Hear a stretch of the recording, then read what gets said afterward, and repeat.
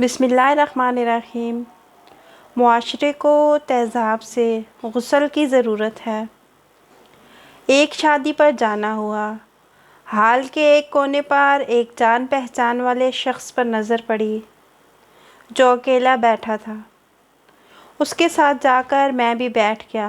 بڑی گرم جوشی سے ملا وہ شخص۔ اس کا گاڑیوں کے پرزے اور انجن آئل وغیرہ کا کام ہے۔ حال احوال پوچھنے کے بعد وہی عام طور پر کی جانے والی باتیں شروع ہو گئیں، یعنی مہنگائی اور کاروباری بندے کا رونا۔ کہنے لگا آج کل کام کوئی نہیں چل رہا۔ ابھی پرسوں کی بات ہے، ایک بندے نے گاڑی کا آئل تبدیل کروایا، 2500 روپے بل بنا۔ اس نے پیسے دیے اور چلا گیا۔ بعد میں پتہ چلا کہ 1000 کا نوٹ جعلی دے گیا۔ اوہ! میرے منہ سے نکلا پھر کیا؟ بڑی گالیاں دیں اسے۔ پتہ نہیں کون تھا، پہلی بار آیا تھا۔ وہ تو شکر ہے کہ میں نے آئل جعلی ڈالا اس کی گاڑی میں، ورنہ میں تو مارا ہی جاتا۔ اسی دوران کھانا کھل گیا کا نعرہ لگا اور پورے حال میں گویا بھونچال آ گیا۔